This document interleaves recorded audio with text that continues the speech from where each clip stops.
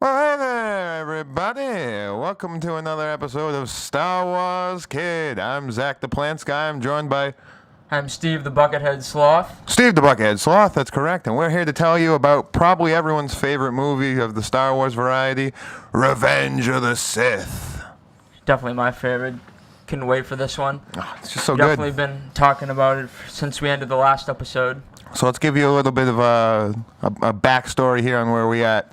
So if you don't know much about it, Revenge of the Sith takes place towards the end of the Clone Wars. At this point, a lot has gone on since the last time we chatted with Attack of the Clones. And we're starting off seeing this disgusting bone maniac called Grievous, part machine, part man, mostly machine, I'd say. And yes, he's just taken our buddy Chancellor Palpatine from Coruscant, puts him on a ship, and two young Jedi whippersnappers are heading in to save him. So, Yeah, I mean, who does Grievous work for, though? That's definitely an important piece I think we're leaving out here. none other than Darth Sidious, the mysterious Darth Sidious. Yes, indeed. Very cool, very cool. So yeah, it opens up. The two Jedi are flying towards the ship. We see a great ship battle featuring none other than the Ark. And can we get a shot of that with the phone there, Steve?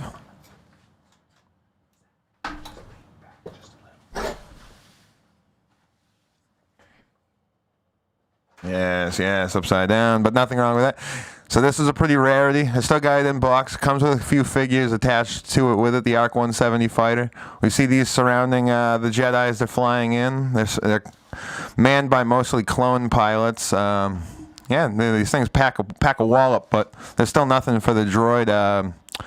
What do they call that? The vulture fighters that are coming in, taking them out. The vulture fighters also carry nothing other than buzz droids, so it's a pretty crazy battle. It gets real hectic. Yeah, the Ark it's a hell of a ship for sure. So I like that one. Yeah, let's stick with this view. It's beautiful. Look at Grogu, everybody. Look at him, our third member, just sitting there. Are you happy to be here, Grogu? All right, cool. Anyway, so yeah, getting back to it, we see Anakin and Obi-Wan in pursuit. And we get our first real Obi line is flying is for droids. You know, that guy just not really digging the flying thing. Not really a fan of flying. So Yeah, he's always mentioned that for sure. And not a space guy. no, not in space. He'd much rather be on the land. And I don't blame him there, because if I was in space getting shot at and I was a Jedi and I couldn't use like half my powers, yeah, I think I'd prefer land too. But yeah, the Vulture droids though, they're in pursuit of our boys. They cover Obi-Wan's ship in the Buzz droids there. And it gets to be quite hectic for our boys. Anakin has to come in with his wing, scoop some Buzz droids out and whatnot, but yeah, it gets dicey. Let's just say that. But Yeah, that's to say the least. let's see. Let me make it on Saber. So yeah, they barely make it onto the ship there, and then we get a little bit of our first real like Jedi superpower, I guess you could say. So the ships swoop in, barely make it through the door. Obi-Wan propels himself out of the ship like a missile of some sort. Yeah, and, kind of a cool entrance there. Yeah, that was awesome. And then They start slaughtering some droids. yeah, they go to town, as I say, on a bunch of droids, and yeah, it gets pretty cool. We get to see them start advancing up the ship. R2 stays behind to provide technical support and a little bit of comic relief as well. Of course. Always get into dicey situations with R2. Exactly. Never smooth. Oh, and we also get one more Obi-Wanism as well with the whole, it seems like a trap, Master. What should we do? Spring the trap. Classic comedic relief there. Yep. So then they hit the elevators. Things once again get dicey because this whole mission is just one big dicey fucking thing. So yeah, the elevator starts going up. It stops, and then Anakin, always on the move, as Obi-Wan says, starts jumping through and making moves to get through there. But while he's doing that, R2 is told by Obi-Wan to start jimmying the elevator, and it's just, oh god, it's a nightmare. And then R2 is caught by droids. Oh no. Yeah, R2's caught by the droids, but then, they always seem to weasel their way out of the situation. Yeah, well, the cool thing is on R2 shows everybody that he actually has this, like, oil slick ability. We never really get to see that before then. And, he covers the droids in oil slicks, and then we get to see our first, like, real fiery contingent. Speaking of fiery contingents, We forgot our bowls, Oh, buddy. we did. I knew there was something we were missing at the beginning there. Give us a sec, peeps. We're off a little today. It was a long night.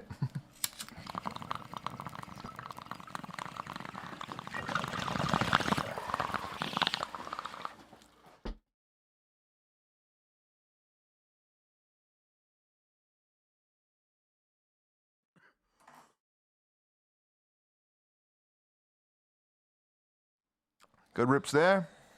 You So can't going- beat Massachusetts marijuana. So yes, progressive through sloth. Where were we? So I guess we were on the. They were on the pursuit of General Grievous. At this point here, they're trying to track down his chambers and rescue the senator, or I guess the chancellor. Yes, that's right. Yeah, the chancellor's in. He's in cuffs. They got him cuffed to the chair. So, yeah, they're trying to pursue him. But then, who do they run into? An old friend. Oh yes, they sense the mysterious Count Dooku lurking as always. Ooh, very cool, very cool. Let's get a little setup here. Maybe get the phone going. How about the phone?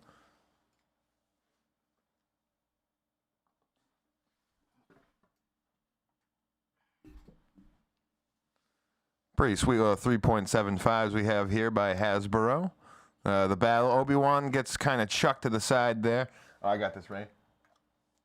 So Obi-Wan, yeah, he's here. He gets a little bit, whoa, he gets pretty much chucked off the thing there.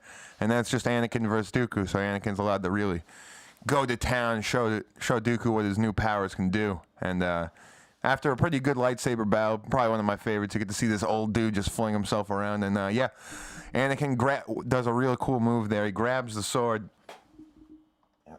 grabs the sword from Dooku, and then immediately slices his hand the same way that he cut his arm off. So we have Dos arms off of Dooku there, and we get one of my favorite Palpatine's lines ever in the history of like Palpatine's whole life. We get the good Anakin, good, get him. And Anakin has to think to himself, he's like, that's not the Jedi way, but no, Anakin, do it. Yes, and after a very serious do it, Anakin just pulls a quick whomp and just chops this dude's head right off. Slumps down, and then then Palp continues his evil ways as they're trying to get out of there. He remembers that Obi-Wan's like knocked down the ground. Anakin does, and he makes a really cool thing to gesture with the whole like, no, leave him. You know, there's no time trying to get him to kill his boy. But he's like, no, his fate will be the same as ours. And for our listeners at home that know anything about the older movies, we don't want to give away too much. But let's just say that is an actual true statement. So if you keep watching our Star Wars Kids, you'll know that later on we'll be talking about what actually that means and what happens with all their fates. So, Sloth, why don't you progress us to our next point there, bud? So here, where are we here now? We're right above Anakin gets killed to Palps. Here, right here.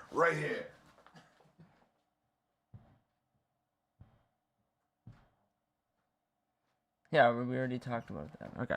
So yeah, they're in pursuit of General Grievous at this point. They just rescued the Chancellor. They're going through the ship. The ship's getting slammed by Republic gunships, so it's going down. They have to fix the engines, blah blah blah. And Grievous is at the hold for all of this. It's really getting pretty crazy up in the cockpit there, but they're brought there after they've trapped in a ray shield. And we get another bit of comic relief. They're just sitting there, and Obi-Wan's like, "How did this happen to us?" Which is funny. They're just kind of just stuck in these crazy, powerful Jedis, and a ray shield, stops them. And the best is Anakin's like, "No, don't worry. R2 will be here soon." Then you say, "Wow!" And little R2 comes flying in the room like a maniac, shoots right into the wall, and surrounded by an insane droid army. So they're captured, pretty much, is what I meant to tell you. They're brought to Grievous's chambers. We get to see our first real look at like how menacing Grievous can be on like, sort of, yeah. But the then theaters. he flees like a coward. Mm-hmm. Can we get a quick shot of Grievous over there on the phone? Yes, look at this guy. They say he has a human heart, but we know that he's mostly metal. And yeah, what a terrifying creature that thing is. So yeah, We get our first Grievous runaway on in theatrics. So he makes it out. The ship starts going down. Anakin, the greatest pilot that the galaxy's ever known, is able to right the ship, and yeah, we get our first. Oh wait, what's the Anakin? What's the Obi-Wan-ism when he lands? Oh yeah, another happy landing. another happy landing. Even though, like, yeah, a bunch of people just died. Yep, I don't know what the hell was so happy about that. Destroyed a whole runway and Yeah. knocked over a few towers. Definitely, probably some people in there. That's pretty much right. And now, yeah, Palp's acting, all that stuff, just so good. They really do a good job with that for sure. Politicians. So yeah, they make it back, and then Obi-Wan lets Anakin get his like spot, his move to be with the politicians, because I mean, God knows Obi-Wan probably doesn't want to talk to them, so I wouldn't either. Yeah, Anakin loves being in the spotlight, anyways. So. Yep. But what happens when fine with Anakin's talking to the politicians? He runs into the one politician he wants to see the most, Padme Amidala. And they have a nice little cheesy embrace, blah, blah, blah. But the big news is that Padme's pregnant. And this is not just regular news. This is galaxy-shattering news, people. So, yeah, when we find out she's pregnant, we get a little bit of, Anakin being like, oh, yes, this is so good, blah, blah, blah. But I think he knows in the back of his mind that this could be, this could also be bad. Yeah, so from that point then, Lord Sidious reveals to General Grievous that it's no longer safe for them, so he is going to relocate them to Mustafar. Yeah, which they're already kind of pissed about, too, because they've been moved around so many times at this point, especially the Nemoidian Newt Gunray. The old Gunny. Yeah. I think we can go to this camera for that. Let's go to that. Yeah, Newt Gunray, just a dirty old Nemoidian. He's all, well, you've already moved us like 18 freaking million times, so. Yeah, he's not happy about that one bit. So they moved to Separatist Mustafar, where they're pretty much just knowing that there could be some incoming dread. Let's see, Sicilians, blah, blah, blah. Yes, and then reveals the new apprentice. All right, yeah. He informs him also that he'll be sending a new apprentice. We don't know who this is at the moment, but we sort of have ideas. Yeah, I think us the viewers have a great idea who. So. Very cool, very cool. And then, yeah, first Love. Yeah, it's pretty clear that Love is blinding Anakin. I mean, that's the thing. Can't think straight. All he can think about himself is that just he wants to keep the love alive for Padme, but in the back of his mind, he knows he can't do that with the Force powers he has, and that the Jedi are kind of stifling him in a way already. But later on, they'll just get worse.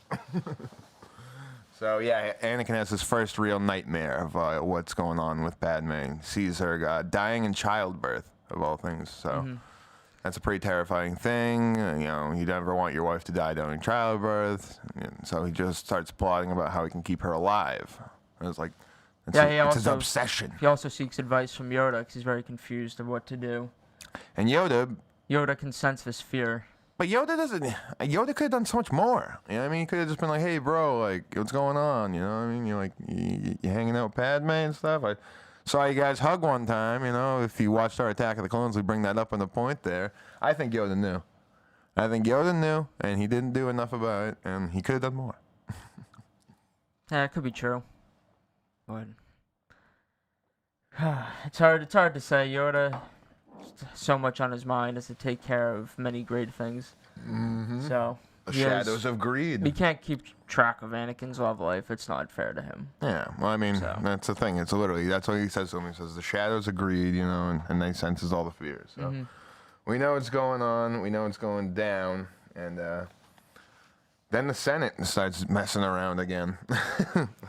Yeah, the Senate wants to give the Chancellor more powers because everybody's. Because he's somehow not powerful enough already. I don't get how that's just like, yeah, no, that guy that is just like already kind of leading everything and telling us what to do. Let's give him more power. So, not a good idea. But like we said, he has all pretty much. They all just love Palpatine so much, and like all the politicians just love him so much. They'll let him pretty much have free reign. And when you let somebody have such free reign, it can have some dire consequences, that's for sure. But they don't see it yet. we're still kind of just shooting around, some crazy stuff. And yeah, Obi-Wan seems it's unusual. Obi-Wan says that Palpatine's been left in power for so long. Even like he's been around long enough. He knows the Jedi way. Yeah, he informs Anakin that Palpatine wants a private meeting with him as well, which is very unusual. And Obi-Wan definitely senses that Palpatine's up to no good. Mm-hmm. So. And then Palpatine makes his biggest request of all, to have Anakin been put on the Jedi Council.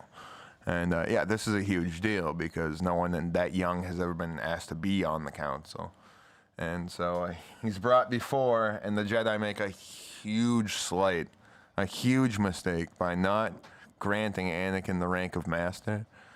And by doing that, you just uproot all that anger in here in him. You know what I mean? It's just, he feels disgraced. He does. He feels like they don't trust him. He feels like kind of betrayed. Mm-hmm. Exactly. He wants to be one of them. He wants to have the same experiences and be able to help out as much as possible, but he's feeling left out. Mm-hmm. And then the best part is that they're before the Jedi Council, and they're just like, all right, quick, we kind of screwed Anakin over there. Let's quickly segue into the fact that we need to send Master Yoda to Kashyyyk. Because, I mean, you got to think like Master Yoda has a good reputation with the Wookiees, he says. So, yeah, instead of sending Anakin or another like Obi-Wan or something like that, yeah, they send Yoda, the Grand Master, to Kashyyyk, which I thought was kind of a crazy move. You'd think during such a pivotal time in the war, you'd want your Grand Master to be in like the temple, you know what I mean? But, you know. Well, I guess Mace Windu was also Grand Master, wasn't Yeah, I guess they gave it up to Windu. He was like, I guess, because I don't know. I still don't like that move though. You want all your you want all your best players hung around. They could have sent anybody to Kashyyyk at that point. So, no, another bad move by the Jedi. I will say that right now. Yeah, well, Yoda was on his way to Kashyyyk. Obi-Wan is on his way to Utapau. Try to hunt down General Grievous even further. They got word that he was hiding out there. Mm-hmm, exactly. And yeah, the other thing is too, the council asked Anakin to spy on Palpatine too. And this is crazy because it's that did not sit well with him at all. No, and it's off the record, so there will be no record of like in the Jedi. What the hell is it? The Jedi archives. Archives. Yep. And there'll be no recommendation in the archives of what happens with that. So, I mean, Anakin probably just feels like the biggest slight ever because Palpatine at this point is like one of his best friends. But obviously, Palpatine's doing that for reasons announced to us yet. So, at this point, yeah, we find Yoda and Mace and Obi-Wan flying to see Yoda off, pretty much, and they just talk about the prophecy and how Anakin, like, they wonder, I think, that if Anakin is really the chosen one, and like what's going on, because yeah, he's not happy at this point, and they know that an unhappy chosen one could lead to the dark side. Scary stuff. Yeah, they can sense definitely a lot of conflict and undecisiveness in him. So. Mm-hmm. And Padme as well is just already at the time. I think she didn't mean to, but she's already questioning what the Republic's about. So in that, it's like stirring more in Anakin. You know, it's Padme's thoughts on the Senate versus Palpatine's, and it just gets a little crazy. That's for sure. It's hectic. It's hectic. So, yeah. Moving on down here, we got the we got the Padme influence questions. Then we got the meeting with Pal. That's right. Yeah, he has a private sort of gathering with Palp in the. Was it the chamber room? I don't know what you want to call it. I want to say that's like the where they all chancellor's chamber. congregate. Yeah, the chancellor's. Yeah. With the comfy couches. Yeah. You know, they got the comfy couches at the chancellor's chambers. Yeah, they were hanging out, and Darth Sidious reveals a story about Darth Plagueis the Wise. Right, Darth Plagueis. We'll be getting into him at some point. He has a whole book about him that we're going to go into discussion about. Sadly, the mouse made it not canon, but you know, it's got some really cool insight about actually like what Darth Plagueis just taught Palpatine, because the secret to immortal life is just one of the crazy things he learned from him. I mean, that guy's a master. So really cool. Because he wants to try and stop Padme from dying, like just trying to creep those little tentacles into Anakin's head, being like, hey, join me or not, if you don't, your wife could die. So yeah, moving on, we got Palpatine's. Yeah, exactly. Anakin misses trust in the Jedi is in question to him. So a big one there. Can't really see it, but that's fine. Oh yeah, then we have our first little engagement between Obi-Wan and Grievous on Utapau. And get to see. So what happens was Obi-Wan flies into Utapau. He meets up with the first. I think what. You think that guy's like the king of Utapau, or is he just like a? I Who feel like knows? he's probably. They don't ever really get descriptive, Yeah. which I wish they did, because there's so many other cool species and Yeah. planets out there. Yeah, exactly. I feel like he's probably just like a chancellor or something like that, maybe, or something like maybe even like a messenger. Who knows? But either way, Obi-Wan is told that on the 10th level of the planet, because yeah, the planet is like hives. I guess the top of the planet has such fast winds that the species there have burrowed into the planet, and so there's like big burrow holes. And on the 10th level of the burrow, there's an entire droid army awaiting Obi-Wan. So he flies in with none other than Commander Cody. And let's get the phone going on Commander Cody here, because this is one of my favorite statues. Wait till I have it ready. Hey. There he is. Commander Cody. The real legend there. He's fought in the Clone Wars along Obi-Wan and Anakin. And a couple other Jedi, actually, when I think about it. And yeah, now this is the Sideshow exclusive figure. They just did a new figure for Hot Toys as well. I stuck with the Sideshow one because I like the bases, I like all the bases that match. And yeah, no, it's not that rare of a figure. You can probably find it for $250. I'd say maybe like $300 on eBay. So grab one while you can. Yep. So yeah, flies into Utapau with Cody. They begin their battle. Their battle on Utapau against Grievous. It gets pretty crazy. We get to see Obi-Wan sneak up on. And we get the my favorite Obi-Wan. Hello there. There's a really good one there. The hello there. And Grievous says, "Oh, Obi-Wan, blah blah blah. You're such a tough guy, yabba." And starts to come at him with the swirling lightsabers move. It gets pretty crazy. Obi-Wan blocks that shit. And yeah, the battle begins. And, it's a good one. What you got next? I don't know where we are. This is not going well.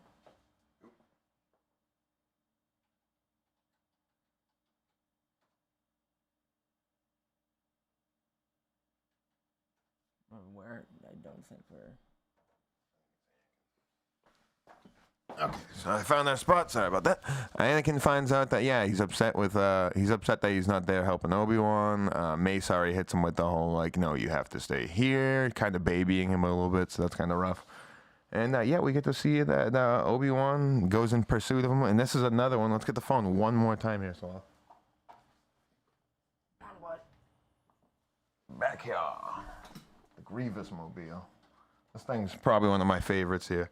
The Grievous Mobile is it's part, I guess, it looks like it's part animal almost. It's also part wheel. This thing flies, and while he's trying to escape in that, we get don't want that to fall. While he's trying to escape in that, Obi-Wan is pursuing on giant bird thing. I used to know the name of it. I think it's like a Thalix or something like that. And if you read the Revenge of the Sith book here, you get to see a little bit of extra parts in that where Obi-Wan actually talks about like where he meets it and like how he like force bonds with it and stuff like that, which is kind of cool. I really like the book a lot. There's so many like extra things in it, so read that. I'm sure you've all seen the movie if you're tuning in at this point. If you haven't, read that and then watch the movie. So, got clones swooping in. It's getting hot, heavy. And then Obi-Wan finally makes his catch up on Grievous. And the battle leads to Obi-Wan getting like tousled, losing his lightsaber. Cody finding it, which is really cool. And Grievous getting shot right in the stomach while Obi-Wan's hanging there. And we get another, God, this movie is just so good for Obi-Wan-isms. We get the line, just distasteful weapons. Like Obi-Wan just hates guns and guns, ships. You know, Obi-Wan's not a fan. Give him a lightsaber. Oh, good stuff. So yeah, Obi-Wan defeats Grievous. Really cool way there. And then let's see.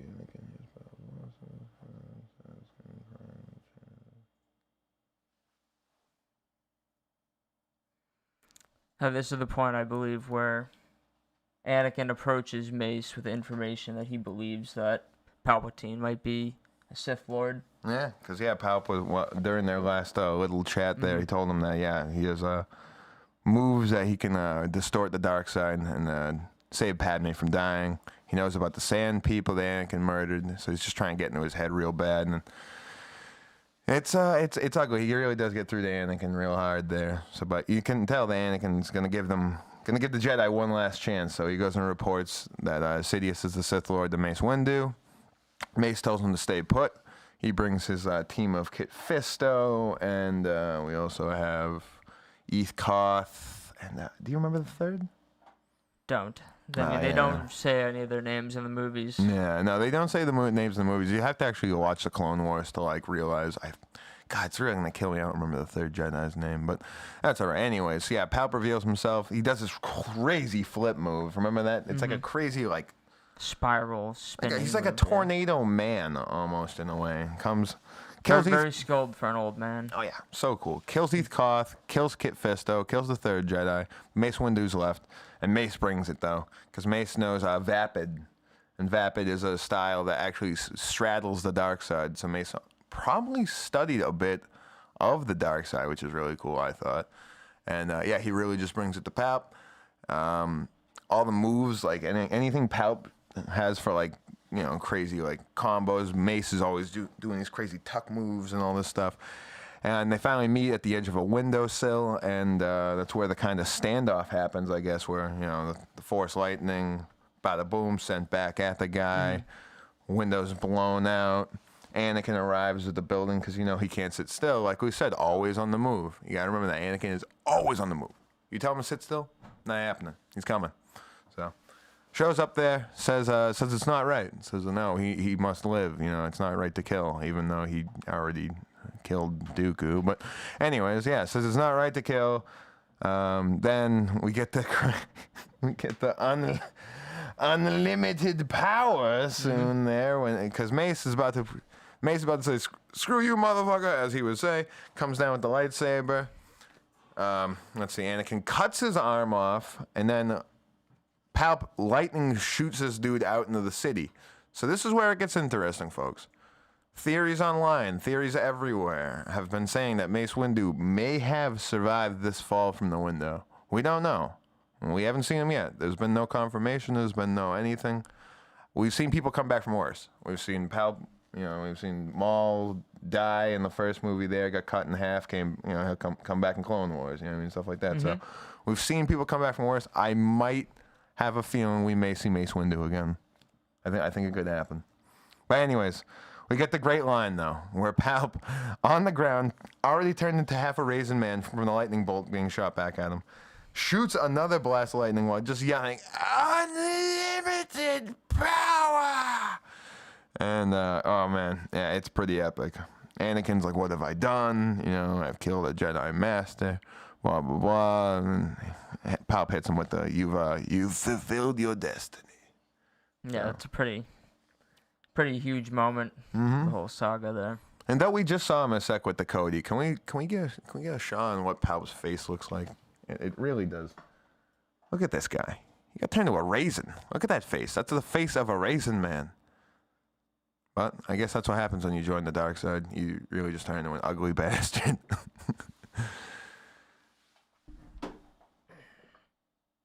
Anyways, so that happens there. We get Anakin, who finally gets jointed. And what is he called? He's pronounced now Darth Vader. This is the first of many times you will hear Sloth, the Buckethead, Steve, whatever the hell we call this man. I'm baked out my ass. Whatever we call this man, we're gonna hear him talk about Vader all the time, because this is the Vader guy, people. This guy loves Vader. Well, I love Vader too, but when it comes to it. There's a no. Vader shirt on. Yeah, he's got the Vader shirt on right now. Exactly. So, anyways, he's anointed Darth Vader, and it's he's told his first task is a real doozy. It's to go to the Jedi Temple and how should I put this? Kill everyone. Yeah, slaughter a bunch of younglings. Yep, especially younglings, women, anything you got for Jedi, it's gonna die. So he brings the entire 501st with him, because apparently these clones, and this is where it gets interesting here, folks. The clones have a chip in their head. That's right. The same clones have been fighting alongside the Jedi this whole time have chips in their heads. So when Palpatine, actually, I'll let Stah say this. What does Palpatine execute?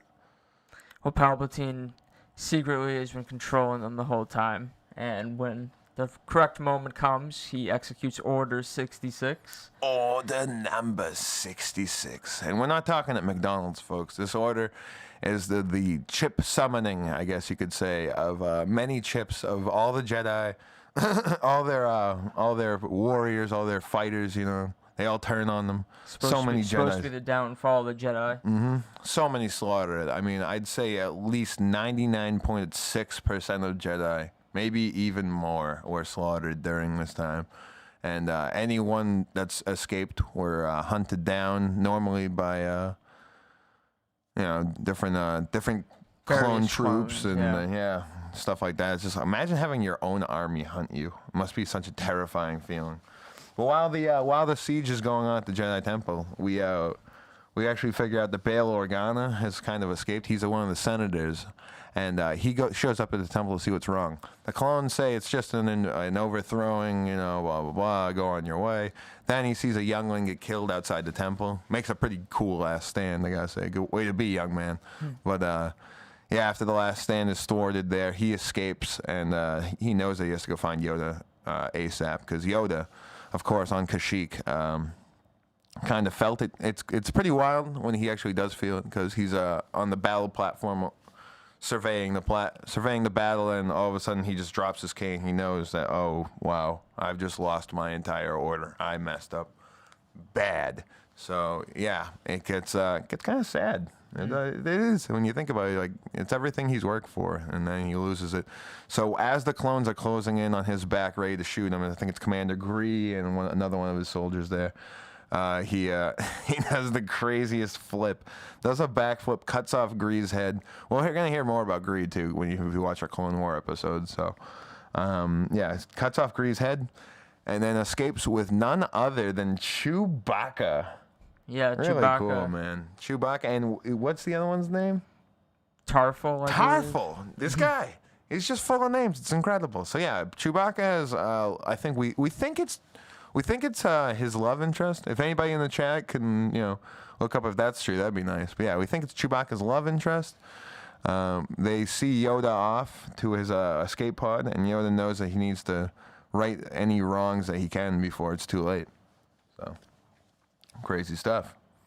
And while this is going on, we have one more Jedi that survives the execution of Order 66. While Cody is such a badass clone, he makes one unforgiving shot. As Obi-Wan's climbing with his trusty bird, he gets shot by cannon, and him and the bird plunge into the water. The clones assume he's dead, but no body's ever found because Obi-Wan actually does survive. And after finding Grievous's ship, he escapes through the POW and makes it back to Bail Organa's rebel blockade runner, which is also carrying Yoda at the time. So what they have to do is they realize that there's a signal coming out of the Jedi Temple that's going to tell all Jedi to come back to the temple. So the problem with this is that, any Jedi that go back to the temple will be slaughtered.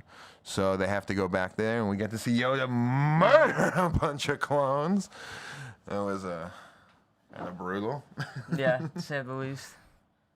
But So after the murdering of the clones there, we get to realize that Anakin was the one that killed everybody, obviously, and Obi-Wan has to come to the realization of that. After they fix the message, they reverse it, they reverse the polarity, tell Jedi to stay away, and it'll take a little bit for the clones to fix that. So hopefully that saves some more Jedi we might not know about. I mean, this little fella here made it, so Who knows what else? Anyways, so, yep, they right the wrong there. But on the way out of the building, Obi-Wan has to see the security terminal. And what does he find in the security terminal? Yeah, I see some pretty devastating. It would be heartbreaking stuff for me to see. So, what he comes across in the security terminal is none other than Anakin bowing to Sidious, pledging his allegiance, and killing innocents in the temple. Yeah, shocking to see your best friend who you thought you could trust with your life turn on you like that and commit such a awful act. Yeah, it's got to be freaking Oh, we got Josh chiming. Broke, the child woke, the Kehd.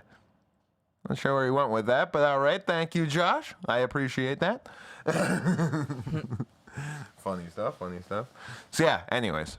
The slaughtering of the temple, blah, blah, blah, blah, blah. So then they have to make a move. Obviously, there's two Siths, two Jedi. One has to take on another. Obi-Wan almost pleads with Yoda to be like, hey, can you fight Anakin and I'll go fight Palp? And Yoda even tells me, he's like, dude, there's no way you're going to have a chance against Palp, bro. Like, he's a Sith Lord. Like, you're good, Obi-Wan. But here's the thing, though. I would like to see it. Because the one thing that Obi-Wan was really good at, that he studied from Qui-Gon Jinn, shout out Qui-Gon, is that he was the master of defensive tactics. Like, he learned the basic stances so much that he could actually, like, challenge, that's why he killed Grievous. That's why he could, like, stand up to really anybody, is that he was that good, you know? So I think he would at least give Palp a run. But either way, Yoda says he can't do it. So Yoda chooses to go and take on Palp. And Obi-Wan is off to figure out where the hell Anakin went. So we get some interesting dialogue there. We get the Obi-Wan talking to Padme part. That's always pretty sad. Yeah, it was very strange. And then from there, she reveals to Obi-Wan of Anakin's intentions and where he's heading. No, she doesn't. She doesn't tell him where he's heading. She actually just reveals that the child is Anakin's, though. That's what she reveals, and then Obi-Wan stores away on her crystal ship there. What was that? Is that thing? I think that's the Naboo Starfighter or something like that. Either way, so yeah, she heads from Mustafar to go talk to Anakin, because obviously Obi-Wan's like, Anakin's killed young ones and blah blah blah. He's not a good person. You shouldn't be with him. Yada yada yada. And yeah, with Obi-Wan in tow. And while this is going on, Yoda encroaches into the Palpatine's chambers at the time, and we get my favorite move ever, where Yoda just breaches the door. You see the two red guards hanging out there, and usually these guards are all like intimidating looking. Oh man, you don't want to mess with these guys. Yoda just walks in, flick of the fingers, just shoots these dudes into the wall, and it's just so epic, dude. It's like such an epic move. Like, I always love that part. It's so cool. And Sidious just doesn't even give it. Master Yoda, hello, blah blah blah. And you know what really threw me off guard was, so they do their talking, blah blah blah, and then Sidious makes the first move. He shoots Yoda with lightning. I thought Yoda was gonna accept the lightning and shoot it back at him when I saw that in theaters as a kid. I was really surprised when the lightning hit and Yoda hit the wall and like got knocked and like pretended to play dead like that. Yeah, you think you'd see it coming. Yeah, and you never see Yoda get hit with a shot like that. You know what I mean? And it just goes to show you how actually strong Palpatine really is. So Palpatine, thinking Yoda's dead, goes over to try and provide the last final shot. So he's been waiting for it. Blah blah blah. Yoda, with one eye open, comes to, reveals the lightsaber, and then they start going at it. Gets really crazy, though. They end up in the Senate floor, and they're battling on top of the main podium that Palp usually speaks on when he's addressing the Senate. And at that point, Palpatine starts chucking those little daises around. Yeah, that was pretty wild, man. Pretty cool battle scene. Really cool. I'm in the works now, talking to my buddy Ken. Ken, if you're watching this right now, shout out to you. I'm working a deal out with Ken right now to buy the sideshow Polystone diorama of Palpatine versus Yoda in the Senate thing. We're probably going to work a trade out, but if he wants to come a little lower, let me know.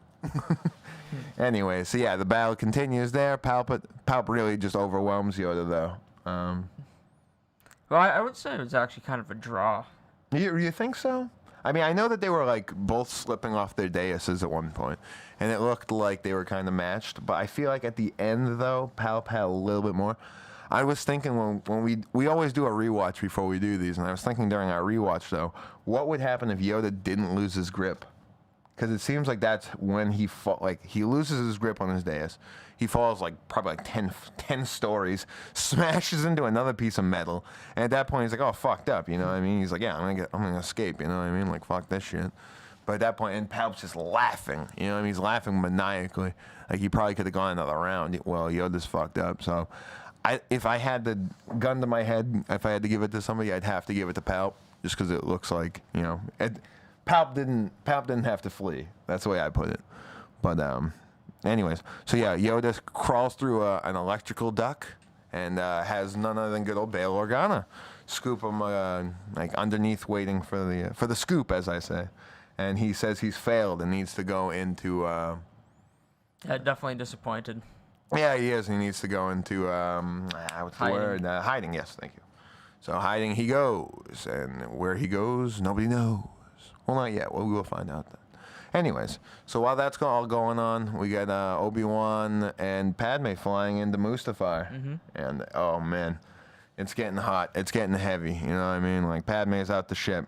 Anakin goes to greet her, you know. Padme says, you know, Obi-Wan was by. He told me such horrible things about you killing young ones and blah, blah, blah, and all this stuff. And, yeah, she hits he hits her with the whole, oh, no, he lies. He's trying to split us apart. And all these things, and he starts telling her his plans for the galaxy, like how he wants them to rule, which is kind of messed up, I thought. You know what I mean? Like, yeah, she doesn't want to do that, bro. She just wants to, like, have a fucking kid and relax, you know what I mean?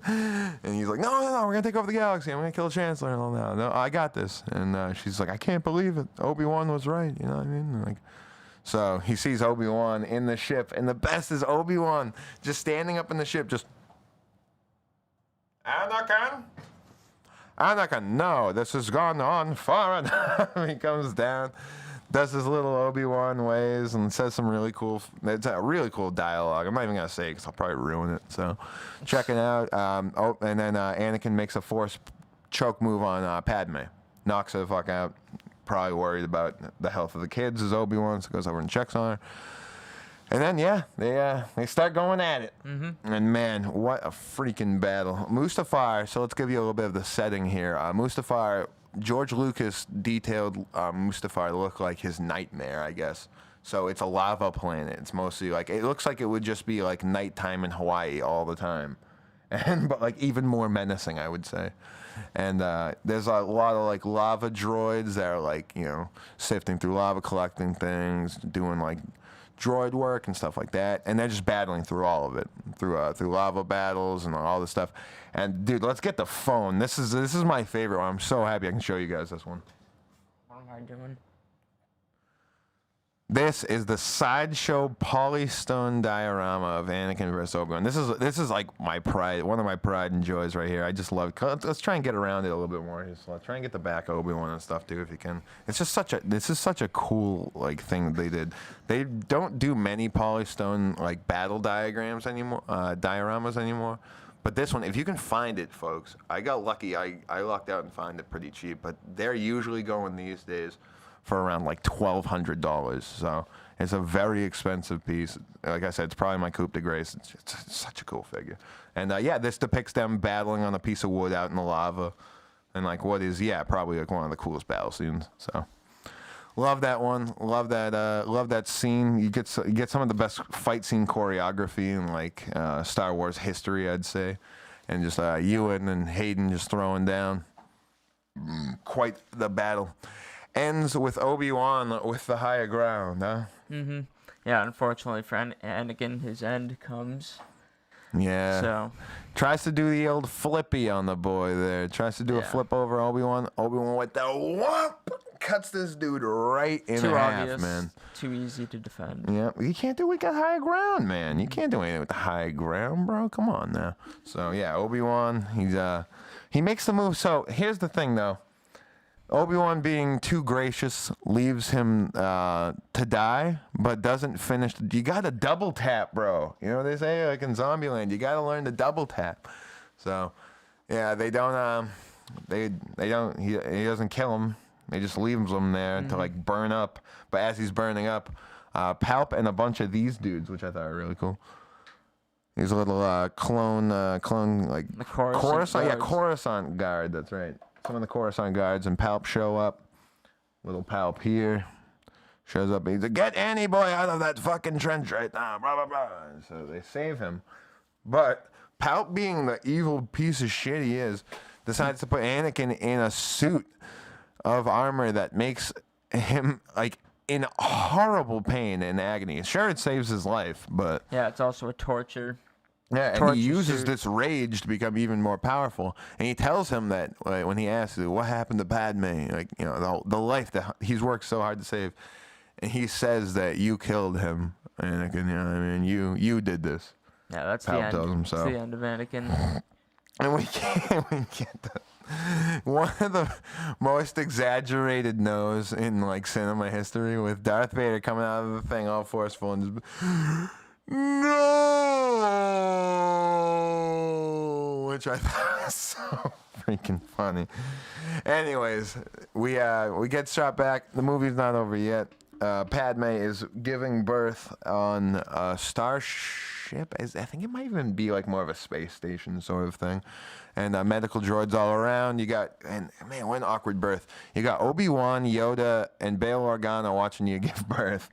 You're all stressed out because your husband left you. And yeah, I mean, she just lost the will to live. She died in childbirth, just as the prophecy said. And then, yeah, it's just so sad, you know what I mean? Because, like, she could have had, like, such a crazy life. She could have done so much more with that life, you know what I mean? If she just hadn't believed in crazy old Annie boy, you know? But, yeah, so that ends. They start prepping because they know these kids are probably going to be force beasts, as I would put it.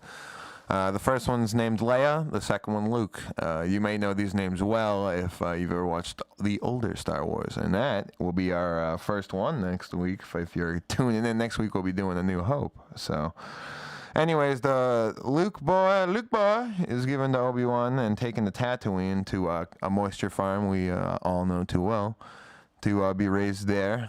Kind of a crazy move, taking him to a planet so dangerous like Tatooine. But Obi-Wan promises to look after the boy from afar.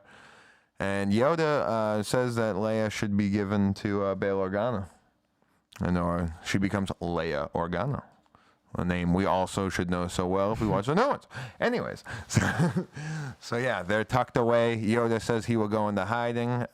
We don't know where yet.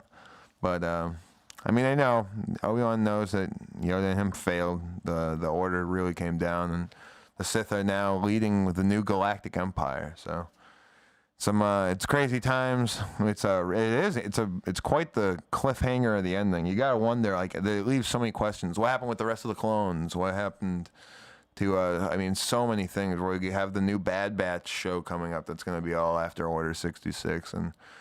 Like I said, watch the Clone Wars episodes if you really want to get some in depth about what we were, getting into here with Cody and all the Jedi and everything here. It's been it's a great show, that's for sure. So I think that about wraps it up. I think we get the credits rolling after the birth sequence there, and yeah, shit.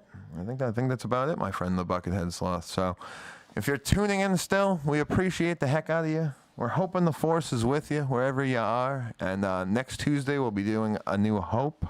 Probably the oldest movie, Lucas's baby, as you could say. So we'll hope to see you then. I am Zach, the Plants Guy.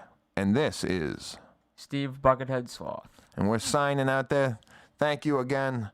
May the Force be with you. Much love. And bye.